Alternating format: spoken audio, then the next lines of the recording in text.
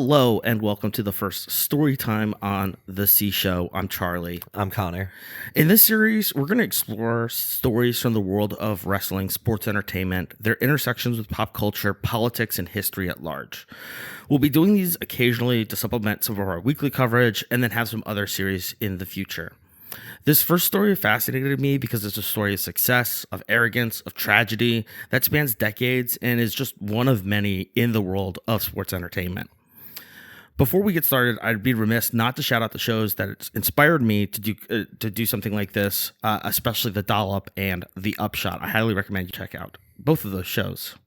So today's story time is The Twin Tragedies of Verne Gagne. Laverne Clarence Verne Gagne was born February 26, 1926 in Cochrane, Minnesota, which is a northern suburb of Minneapolis. Verne grew up on the family farm outside of Plymouth, which is due west of Minneapolis, and growing up, he would listen to professional wrestling on the radio on his grandfather's lap. After his mom passed away in 1940, he left the family farm and attended Robbinsdale Armstrong High School in Plymouth. It's unclear who he lives with, but it's probably just other family members in the area. In high school, Verne is a two-sport athlete in football as a halfback and also wrestles. He plays on both sides of the ball. I'll get to that in a moment. Okay. In 1942 and 43, he won the Minnesota State Championship in wrestling and is recruited by the University of Minnesota to play football as a defensive end and tight end and continue to wrestle. Did it say what weight class he was by any chance? It didn't say in high school. Okay. I would have to assume, based on what he does later in college, it's on the heavier end. Okay. Because he later wrestles in the 191-pound class. This is in the late 40s. Okay. And then he wrestles in the heavyweight. Okay. This is when the Golden Gophers are really good under Bernie Bierman. The program had won the Big Ten from 1933 to 38, and then back-to-back again in 40 and 41. In 1934, they three-peated the national championship, so 34, 35, 36, and they do it again in 40 and 41. Sky Yuma. Throughout Bierman's tenure from 32 to 41, the Golden Gophers are a force to be reckoned with. At the U, Verne wins the Big Ten Wrestling Championship in the 170-pound category in 1944. Okay. However, like many, he was drafted to serve in the Marine Corps. This is where it gets really fun and exciting. During his time in the Marines, he was trained with the U.S. Navy's Underwater Demolition Team, which is a precursor to the Navy SEALs. Yeah, that's very cool. So this is from Wikipedia. The summary here: the Underwater Demolition Team, or UDT, or Frogmen, were amphibious units created by the United States Navy during World War II with specialized missions. Their primary World War II function began with reconnaissance and underwater demolition of natural or man-made obstacles obstructing amphibious landings. So typically, especially in the Pacific Theater, where Marines were most often deployed, they're going out like a day or two beforehand to check out like an island that we're going to attack, clear out anything if there's any sort of like mines or anything. Mm-hmm. I can't remember what those like cross things are, but like the cross things on the beach in like Saving Private Ryan. Oh, those things. Yeah, I don't know what they're called, but I know what you mean. Yeah. UDTs were pioneers in underwater demolition, closed-circuit diving, combat swimming, riverine warfare, which is nearshore operations, also known as brown water. And midget submarine, which is dry and wet submersible operations. Can you still say that? Brown water? What'd you say the next thing was? Midget submarine. Yeah, can you still say that? That's a great point. I'm surprised you went back to brown water instead of just staying. I didn't think that was that big of a leap. I mean, that's what Wikipedia said.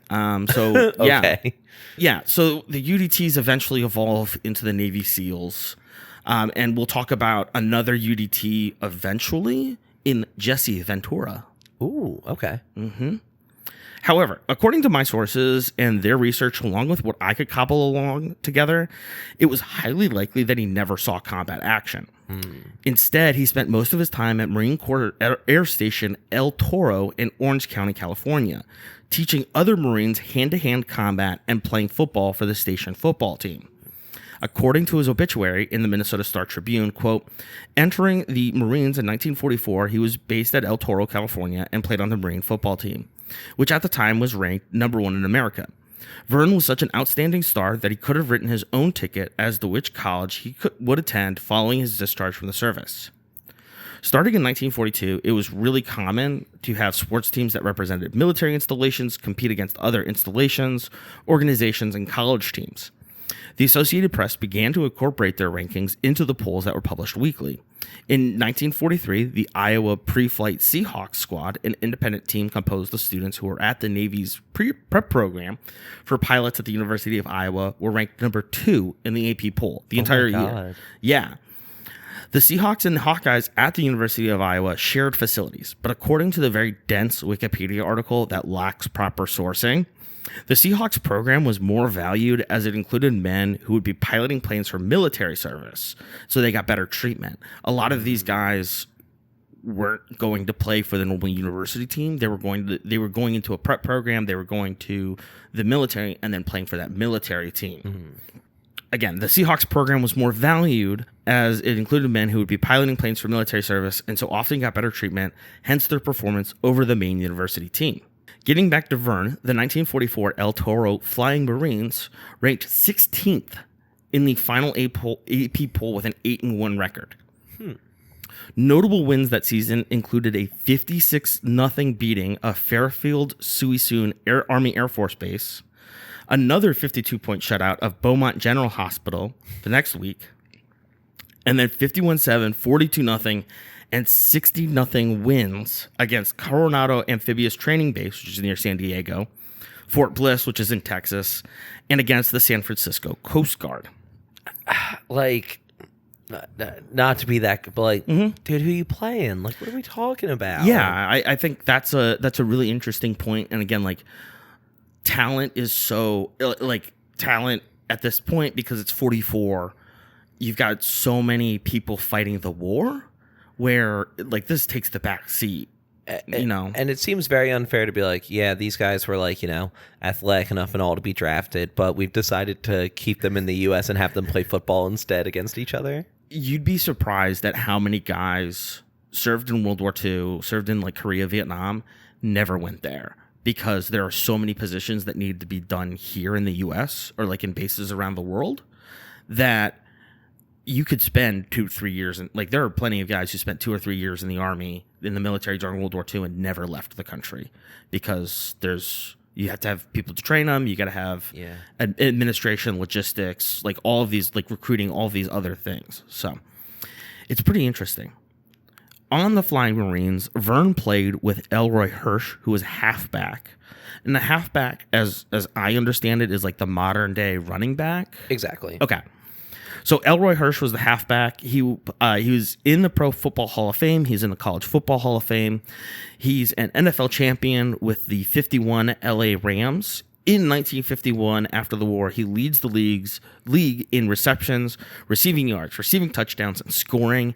He's on the 50s All-Decade team. He's All-Pro 51 and 52. He's at the Pro Bowl 51 through 53. Overall in his career, Hirsch had over 7,000 receiving yards, 60 touchdowns career overall. He also played with George Frank, who was a teammate at the University of Minnesota.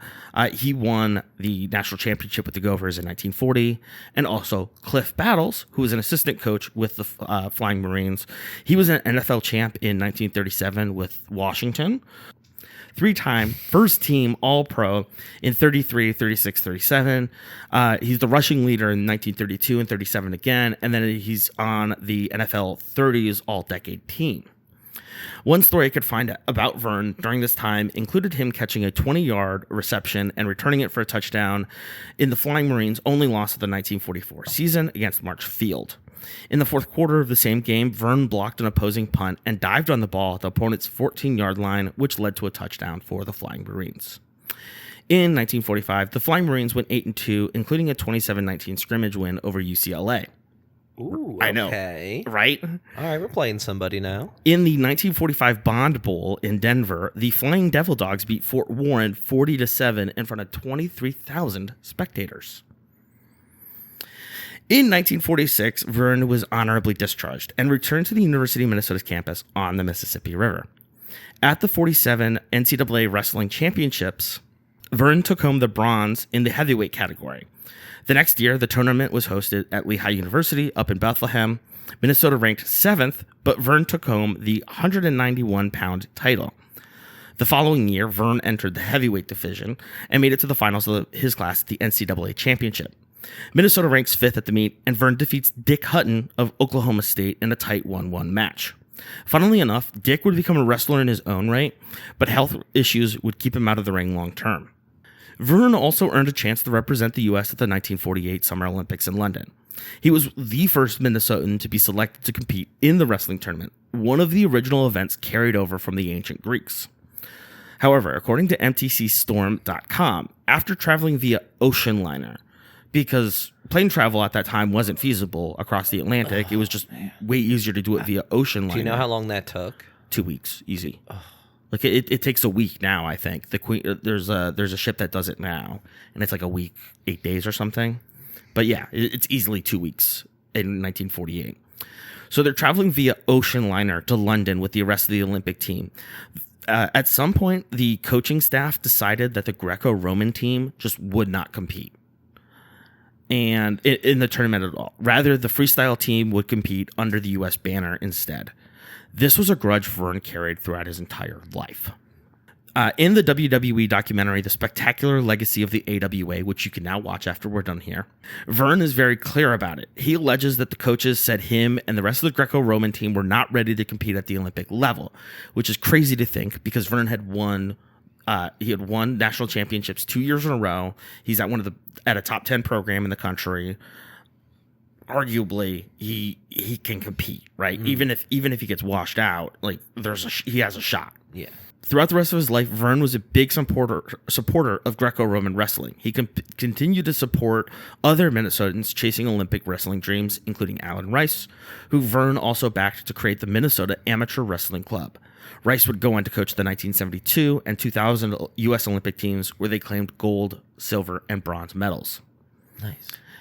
Yeah, no, it's cool to see that, like, even though he had this chance kind of like taken away from him, he was still just like, hey, I'm going to still put energy into this. I'm going to make sure like my guys go and they compete. Yeah, make sure it doesn't happen to anyone else. Mm-hmm. Like that's, the best you can hope for out of a situation like that for somebody. Yeah.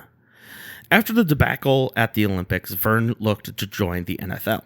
In the 1947 draft, Verne was drafted by the Chicago Bears. However, according to Greg Gagne, Verne's son, in the Spectacular Legacy of the AWA, legendary Bears owner George Halas didn't want Verne wrestling in the offseason.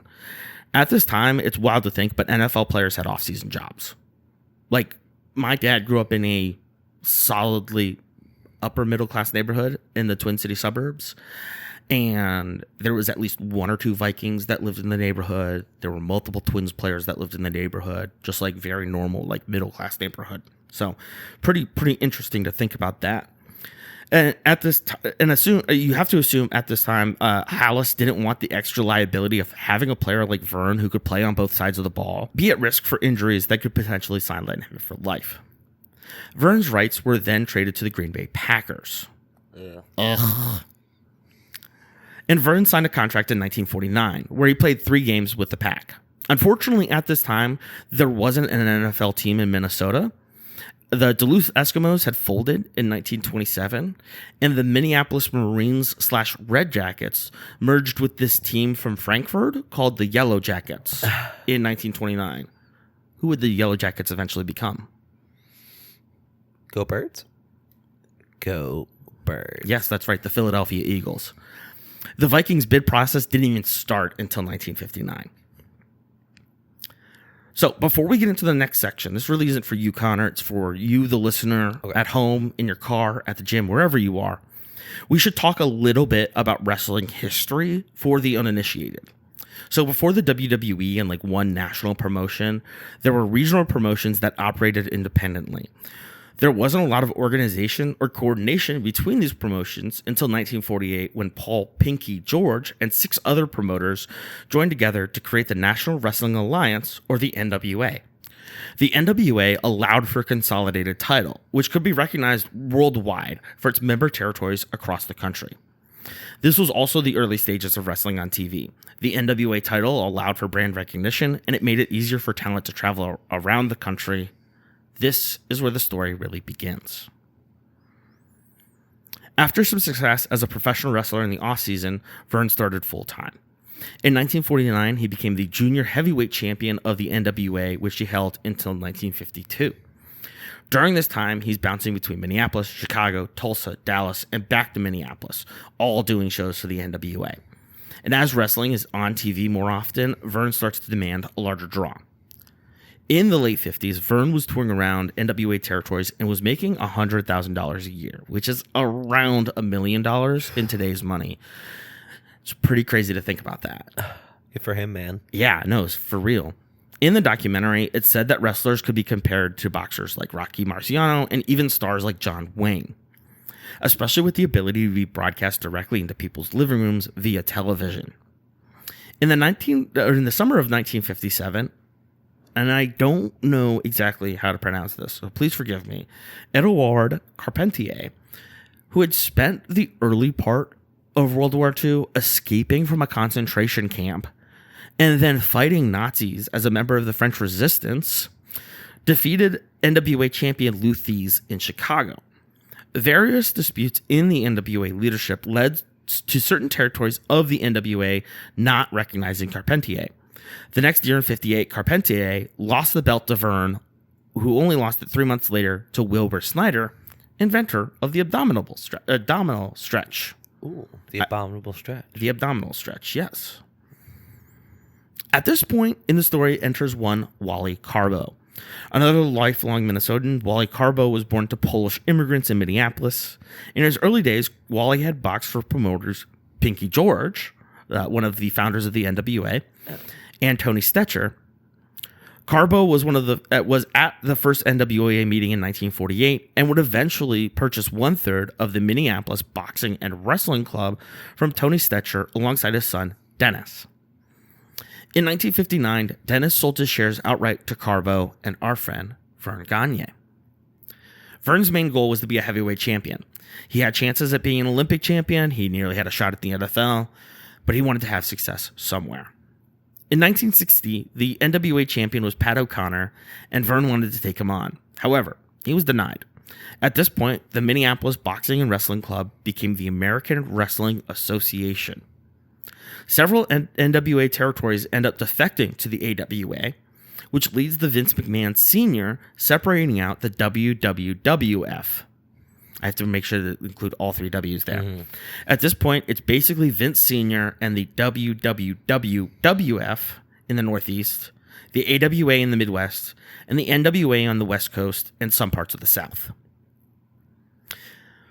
So each section has chapter names, but this next section is the rise and glory days of the AWA. So this leaves 3 champions, Lou Thesz of the NWA, Buddy Rogers in the WWWF, and Verne Gagne in the AWA. Verne had given Pat O'Connor, technically the first AWA champ, a chance to defend his title. However, a match was just never scheduled for Pat. Oh my God. So Pat vacates his title, and Verne becomes the heavyweight champion of the AWA.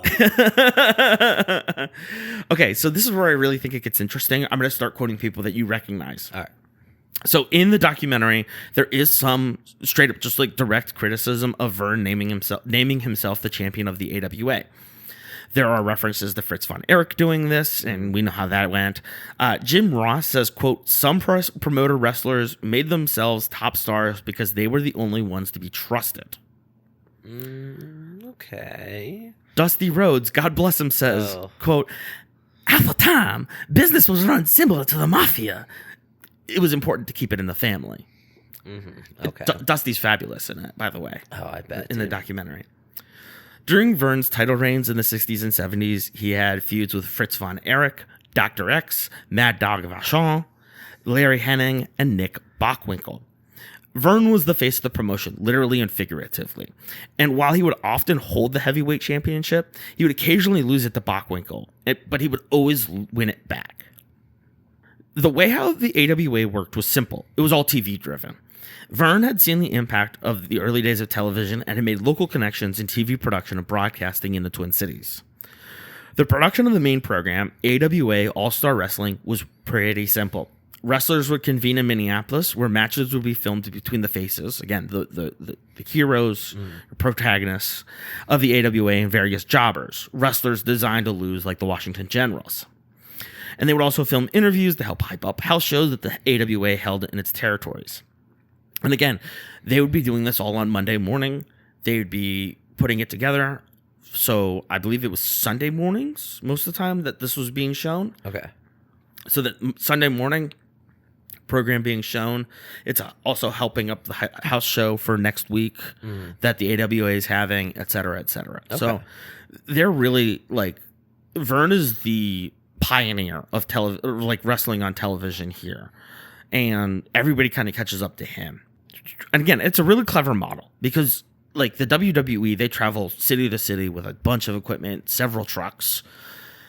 They don't have to, the AWA didn't have to do that, right? They might bring a camera or two to a couple of events and get some footage there, but at the most part, everything is filmed in one studio in the Twin Cities.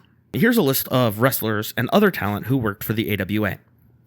Bad Dog Vachon, who I've already mentioned, Crusher, Baron Von Raschke, Dusty Rhodes and Dick Murdoch, the Texas Outlaws, Bobby the Brain Heenan, Mean Gene Okerlund, who gets a start in the AWA, superstar Billy Graham, who says, quote, "It clicked for me in Minneapolis." Larry the Axe Hennig, who's actually Kurt Hennig's dad as well, Bruiser Brody, Ric Flair, Scott Hall, Jerry Lawler, The Rockers, Shawn Michaels and Marty Jannetty, The Road Warriors, Jesse Ventura, David Schultz, Sergeant Slaughter, Superfly Snuka, and one more big name. At 55, Verne decided that his days of being the face of the AWA were over, and retired from major in-ring appearances, however would remain an active figure up into the late 1980s. After spending most of the 70s feuding with Nick Bockwinkel, Verne Gagne relinquishes his title to Bockwinkel in 1981. The blonde one enters and leaves. We're going to start with a quote here. "That is Hulk Hogan's signature look. Blonde Chinese hair and skin of a hot dog. It's awesome." Dennis Reynolds. First I was like, who the hell is... I'm like, oh, yeah, that'll do. In May 1982, Rocky III premieres in theaters. On a $17 million budget, the film grossed over $270 million at the box office, an incredible return. And the film's feature single, "Eye of the Tiger" by Survivor, is nominated for an Academy Award in 1983. Famously, this is also one of the first major film appearances of one Terry Gene Bollea, also known as Hulk Hogan. Vince Jr., now just known pretty much as Vince McMahon, had purchased the now WWF from Vince Sr. in 1982. Vince had not approved of Hogan being in Rocky III and released him from the WWF as retribution. Seeking a new promotion, Hogan found a home in the AWA and the fans loved him. However, while Hogan's fame brought a new popularity to the AWA and arguably to the peak of the AWA, Verne didn't want to just hand over the belt to the new kid on the block. Defending himself in the spectacular legacy of the AWA documentary, Verne says that he thought the audience liked the pursuit of the championship for Hogan more so than the actual event of him winning the title. Now we get into the part that's contentious. Hulk, of course, wants to be the champion.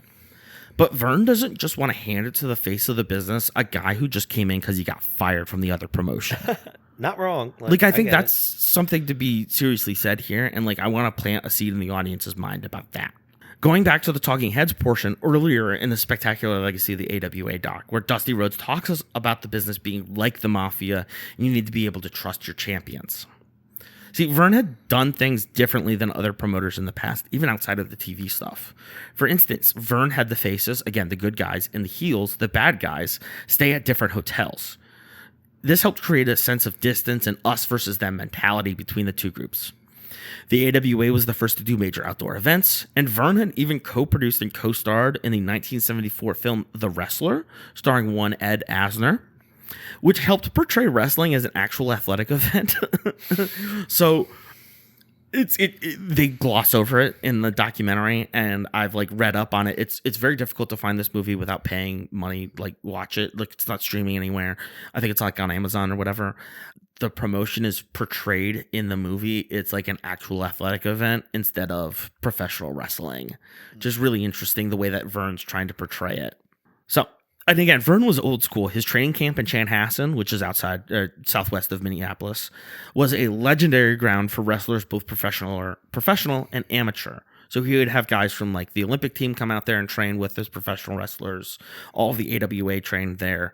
Lots of talent. So the year was 1983. The AWA is the most prominent wrestling promotion in the country. The shows are getting incredible ratings. They have the biggest name in professional wrestling in Hulk Hogan. But Hulk wants that belt. Leading up to a Bockwinkel versus Hogan match on a Super Sunday card in St. Paul. The match ends with Hogan pinning Bockwinkel and Hogan being awarded the belt. However, shenanigans occur, and an AWA official tries to have Hogan disqualified for throwing Bockwinkel over the ropes earlier in the match. A dusty finish, brother. Oh, it gets better.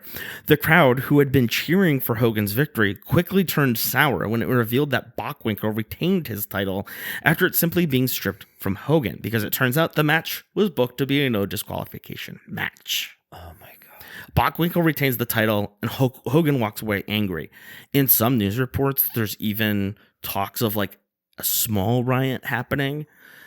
I think it's just people being angry and throwing stuff at the mat. I mean, they're going to play it up because it's a wrestling show. This is where we start to see the cracks show.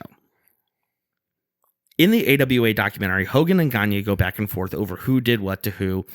But the gist of it is, the Hulkster was also doing business in New Japan Pro Wrestling at the same time. However, is this when he worked 400 days a year, dude? Yes, this is of the time. This would be of the period when he was working 400 days a year. Because the international dateline, dude. Yes. This is actually exactly it. Hulkster was also doing business in New Japan Pro Wrestling at the same time. However, he didn't want to share his profits with Verne. Fair. At the same time, Verne wanted Hulk to do more AWA matches to build up the title run against Bockwinkel. Also fair, right?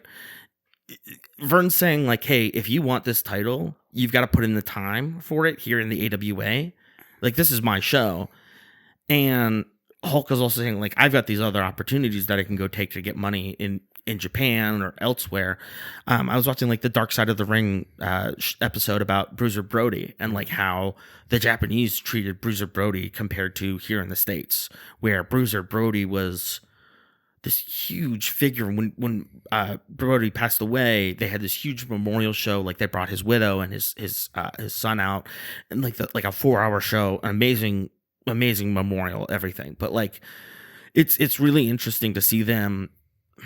It's a WWE documentary, so it's going to be biased, right? And I feel like it's going to be biased towards Hulk because Hulk was the face of the business for a long time. Mm-hmm.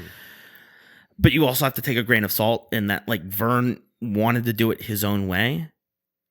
So at this point, Hulk alleges that he brought the idea of merchandising to pro wrestling. Oh my God. No one was selling a t-shirt before you, Hulk. And at the same time, Verne made Hulk Hogan merchandise and didn't share the proceeds with him. Good. So again, he says, well, Verne didn't share the proceeds with, or I brought up the idea first, but also he wasn't sharing the merchandising proceeds with me. It's like, okay, you have to pick one or the other. Like, it's literally a chicken or an egg situation. Like, the egg comes first. So like, Verne was making money off of you and you wanted a piece of the pie. That's fair to say. At the end of the day, Hulk Hogan wanted a 50-50 split with Verne. Gene Okerlund alleges that if Verne had been able to compromise with Hulk, he may have been able to avoid eventual disaster for the AWA. Hulk's growing animosity for Verne's iron grip was becoming an issue. Hulk knew he was popular, and he wanted to be a champion. Hulk continues to work with the AWA until the summer of 1983, when Hulk is approached by Vince to rejoin the WWF and become the World Heavyweight Champion. Between this point in the summer and December of 1983, Hulk is playing along. He's planning shows, he's planning storylines, he's being a good company man. But in December of 1983, Hulk publicly rejoined the WWF. While it seems innocuous, this would be the harbinger of doom for the AWA. CBS had approached the AWA about potential opportunities for national programming, not just syndicated local broadcasting, where you're going to one of the 4 channels in town and saying, hey, do you want to spend X amount and we'll license this to you? It's going to be on the big 3. No questions asked. And yeah, but Hulk leaving made the deal evaporate. More talent would leave for the WWF, including Mean Gene Okerlund. This one hurts. Literally called at 11 p.m. the night before a Monday morning shoot to tell Verne that he was leaving. No. I lost all my respect for Mean Gene right there. Oh, yeah, that's That's rough. That's real rough. Yeah, no, I can't look at him the same way ever again. Nick Bockwinkel alleges that at some point before the sale from Vince Sr. to Vince Jr., the elder McMahon had called various promoters that he respected, including Wally Carbo, the co-owner of the AWA. Vince Sr. had warned Wally that Vince Jr. would be taking over, and he had big plans. This next section is called Vince and Verne. Quote, I enjoy destroying lives. It turns me on. Vince McMahon, potentially in kayfabe. He said it during a Raw episode. Yeah, totally, dude. For sure. In a 1991 interview with Sports Illustrated, Vince Jr. said, in the old days, there were wrestling fiefdoms all over the country, each with its own little lord in charge. Each little lord respected the rights of his neighboring little lord. No takeovers or raids were allowed. There were maybe 30 of these tiny kingdoms in the US, and if I hadn't bought out my dad, there would still be 30 of them fragmented and struggling. I, of course, had no allegiance to these little lords. After Hogan's return, Vince raided the competition's rosters and began to add names like Jimmy Superfly Snuka and Jesse the Body Ventura from the AWA, probably the two biggest names from the AWA. And just for so long, like there was an understanding, like he's like, oh, they respected it. It's like that was just like how it was done. It's like, hey, we're all gonna make a living off this. We're not gonna make it so only one company, one thing can run here. Like again, just the ripple effects that this had on wrestling as a whole is like so unbelievable. And to actually really get down to the nitty gritty of like even just the very beginning of what happened, like you said, him taking those star names and just leaving these other companies to rot is wild, because there's so much more to come after this still. Hulk defeated the Iron Sheik in 1984 for the WWF World Heavyweight Championship, and the ball started rolling downhill. Despite various strategies that McMahon had already been employing, such as hosting shows the night before an AWA show in the same arena, national syndication of the WWF's television programming, and selling VHS tapes, a new innovation. Remember, this is 1984, right? 1985. VHS had just beaten out Betamax to be the first home media, basically, the first video home media platform. So being able to have these VHS tape compilations, and we're going to talk about this. This is a whole other rabbit hole, the world of WWE video, because unfortunately it doesn't exist anymore. But like compilations for a long time, that was how people learned about the history of wrestlers and various storylines and various things that had gone on. You couldn't go online like that in 1985. Again, in non-WWF markets, he was selling these VHS tapes. So he would go to like Minnesota and sell WWF tapes in the Twin Cities area. And this was creating a lot of animosity between other regional promoters. So along with many NWA affiliated promotions, such as Jim Crockett Promotions, Mid-South Wrestling, and the Continental Wrestling Association, created a new alliance with the AWA. This new partnership would create Pro Wrestling USA.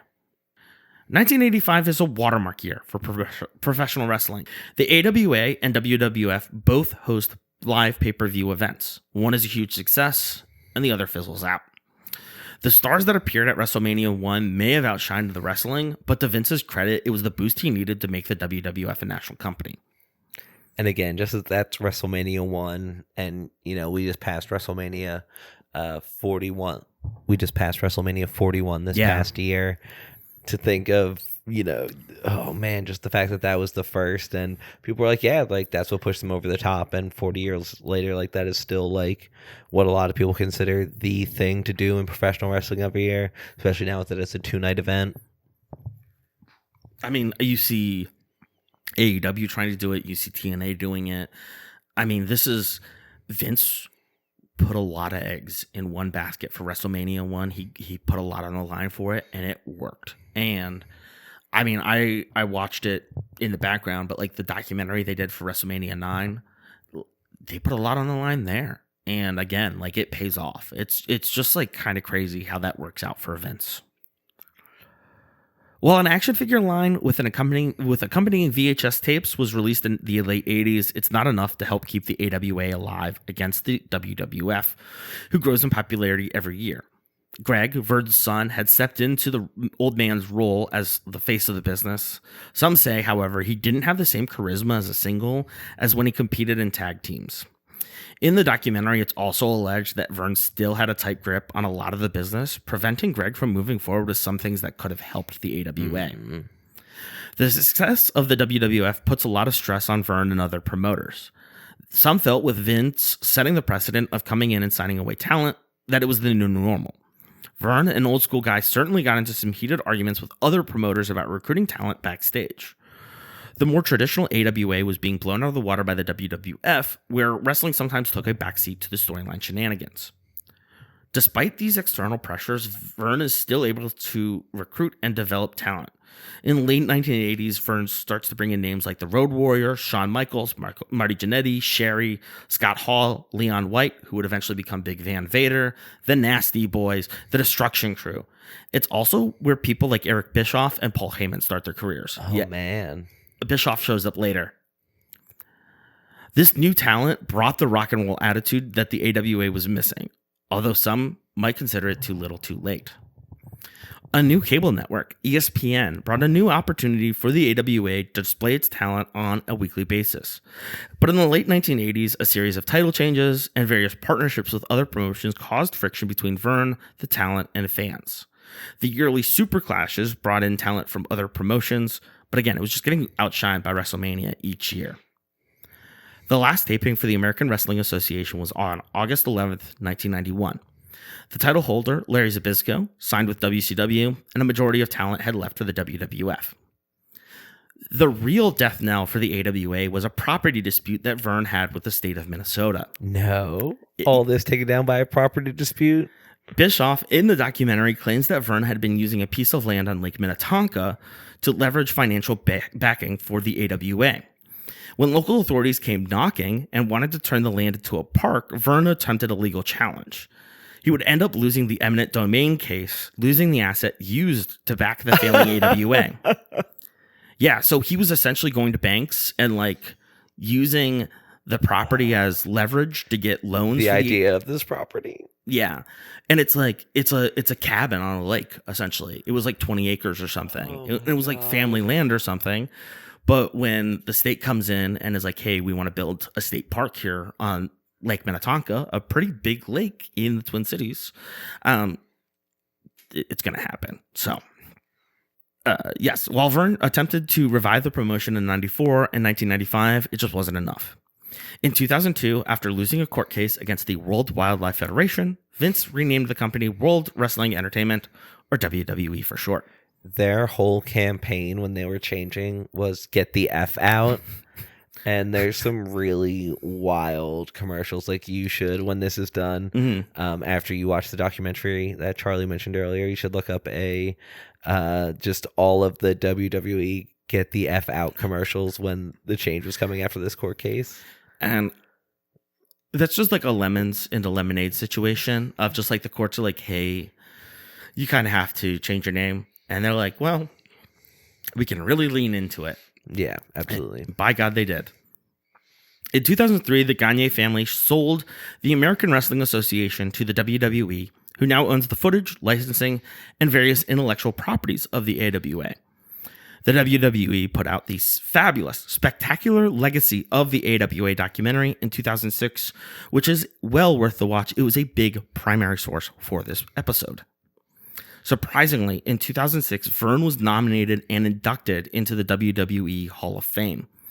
At the ceremony, he received a standing ovation from the crowd, which included the McMahons, Triple H, and the WWE universe of the time.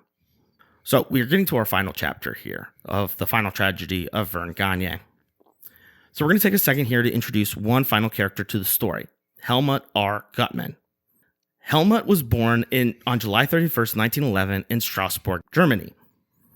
Now, as you can imagine, Helmut did not want to be in Germany after a certain point and fled Europe for the U.S. in 1936. Helmut also served in the U.S. Army during World War II. Hell yeah. In the Chemical Warfare Service, and after spent 40 years working as a research scientist at the VA hospital in Minneapolis. Hell yeah. His work published in over 120 papers in professional journals around the world. Hell yeah. Okay, I was waiting for that. I was like, I don't know, doing the work score than being like, look at all my articles. That is the work for a research scientist. Like, yes, but like, I'll cheer the boots on the ground. Okay, fair. 120 papers in professional journals around the world. Like, sounds like a nerd at that point. Yeah. Instead of a hard-working mer. Can't even picture myself. Collect ourselves. Unfortunately, he suffered from Alzheimer's disease, and his family moved him into an assisted living facility in Bloomington, Minnesota in the early 2000s. Like Helmut, Verne was also diagnosed with Alzheimer's around the same time and moved into the same facility. On January 26, 2009, the two men got into an argument in the memory loss unit of their community. Allegedly, the confrontation escalated, and according to a Sports Illustrated article from 2009, quote, the attack, which was not a wrestling body slam, happened quickly while the men were at a table, Bloomington Police Chief Jeff Potts said. It was more like a push and a shove, and it caused Gutman to fall, he said, end quote. Gutman would be taken to the hospital. Contracting pneumonia in the hospital while being treated, Gutman would pass away on February 14th, 2009 Oh my God. at 97 years old. A legal question pops up. Can Verne be liable for Helmut Gutman's death? You said he caught pneumonia, though, right? But he was only... Wow, that's above my pay grade, bro. Yeah. So in a previous life, I used to work with people that directly cared for people suffering from Alzheimer's and dementia.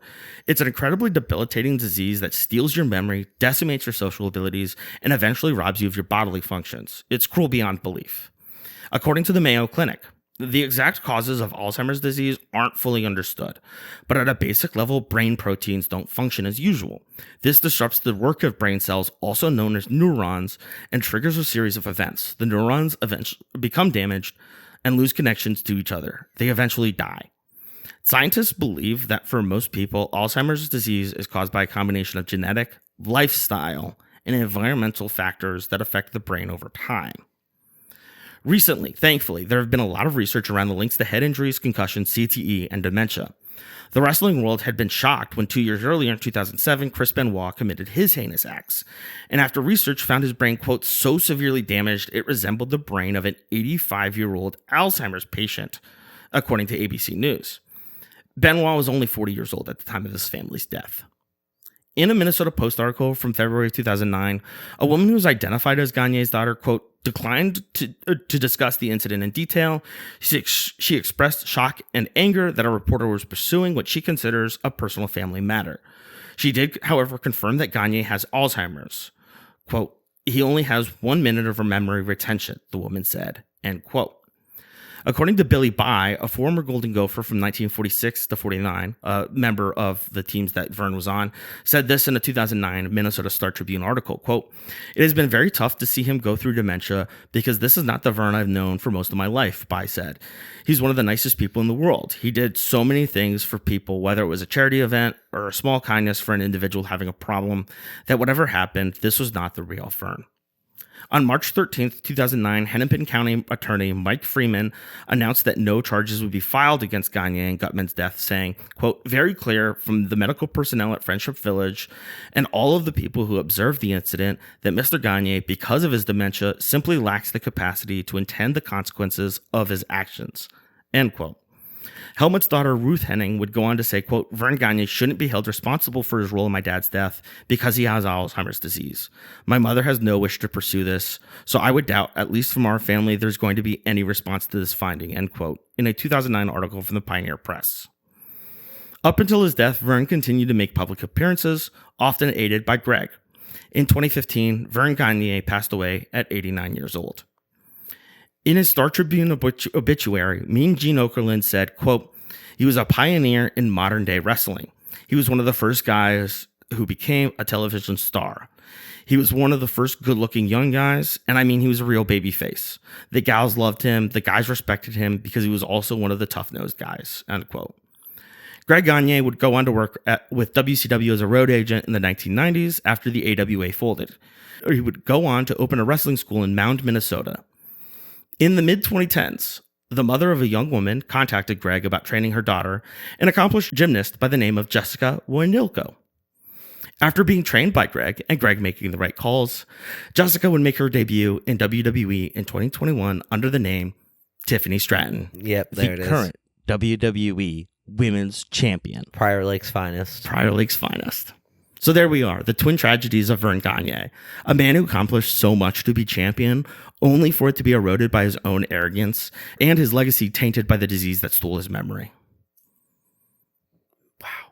Yeah. That was awesome. I really appreciate this. You did the heavy lifting and put it all together, right? Like you said, there were things that I knew and was able to kind of connect and all, but like I definitely did not know that whole story, and that was really cool to get a perspective kind of on all that build up and through. Like, you know, there's been plenty of stuff I've seen about when Vince Jr. took over, and you know what they call like when Black Sunday, when he actually like took over so many of these promotions that they're like, oh, like we're good, we won't be touched. So to hear this side of it was very interesting. This was a thread that I pulled. It started from Tiffany Stratton's Wikipedia page, and then like finding Greg, finding Verne, reading more about Verne's story. I think I've always been attracted to, or like interested in stories like this, whether it's Verne Gagne, Sigmund Lubin, who I did a project on in college. You know, I'm like really interested in these stories of rise, success, these external factors that affect everything, to the fall and like crumbling of the American dream. I think it's really interesting the way that Verne has all of this success and just like he wants to do things his way, which he thinks is the right way. But the external factors of like Vince isn't going to do the right thing ever, you know, and it's hard to compete with people like that. So yeah, we've got some more Storytime ideas coming up. So I'm working right now on John Cena's The Forefathers of John Cena. That's the working title of it. That one is going to be a lot of non-wrestling stuff, but I think it's really interesting still.